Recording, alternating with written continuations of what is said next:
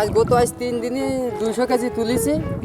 আর আজকে আছে লোকজন বেশি করে নিয়ে আসে। আজকে 250 কেজি থেকে 300 কেজি ঝাল আছে আমার এই 10 কাঠা ভুঁইতে।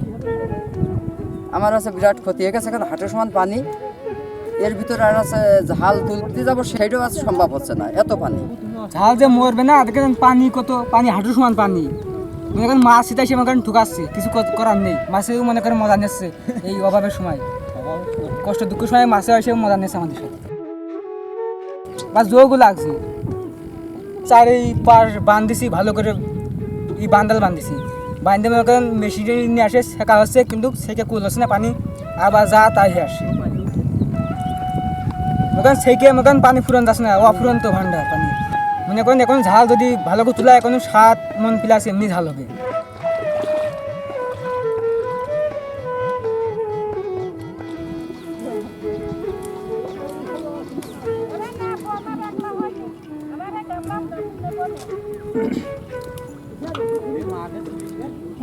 ও বাস্তা ভরিছে বেড়ে ফিরেছে একজলা পুঁজি দিবা না কিনে।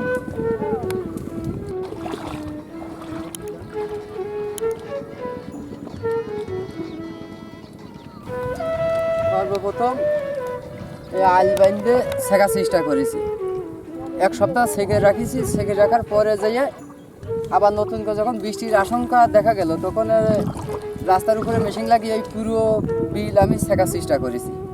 2 দিন শেখার পরে যাইয়ে আবার নতুন করে যখন আছে ভারী বর্ষণ হইলে, হওয়ার পরে আর ঠেকাতে পারলাম না। আলির উপর দিয়ে পানি চলে আসলে এসে আছে পুরো ভুঁইতে, এখন আছে পানি। আজ 3 দিনই 200 কেজি তুলেছি। আর আজকে আছে লোকজন বেশি করে নিয়ে আসে। আজকে 250 কেজি থেকে 300 কেজি ঝাল আছে আমার এই 10 কাঠা ভুঁইতে।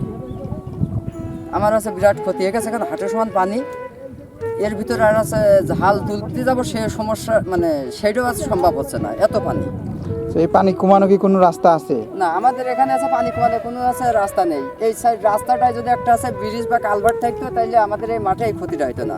কিন্তু আমাদের আছে এলাকার যারা প্রতিনিধি আছে বা নেতাবিন্দু আছে, তারা এই বিষয় নিয়ে কোনো উদ্যোগ নেয় না। যার যার কাজে সেই ব্যস্ত, কিন্তু এই মাঠটা যে আছে ক্ষতি হয়ে যাচ্ছে সাধারণ জনগণের, কোনো নেতা এইটা আছে লক্ষ্য করে না।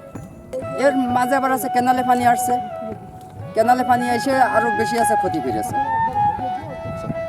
এখন আমার যা ক্ষতি হওয়ার তো হয়েই গেছে, বা আমার সাথে আমার আরও গ্রামের অনেক লোকেরই আছে ক্ষতি হয়েছে, সেটা আছে বড় বিষয় না। এখন আছে সবচেয়ে বড় কথা হলো উপায় একটাই, আমাদের এলাকায় যেসব নেতাবর্গ আছে তারা যদি এই বিষয়টা একটু মাথায় করে, তাইলে আছে সমস্যার সমাধান হয়। কারণ এই রাস্তায় একটা যদি ব্রিজ কালভার্ট করে দেয়, তাইলে আছে এই মাঠে পানি বেরিয়ে যাবে। বেরিয়ে যাওয়ার পরে আমাদের আছে চাষবাস করে চাষি লোক আমরা আছে উন্নতি করব। তাছাড়া যদি কোনো নেতা যদি এই কাজটা করে না দেয়, তাহলে আসলে আমরা আছে ক্ষতির মুখেই পড়বো, লাভবান হতে পারবো না।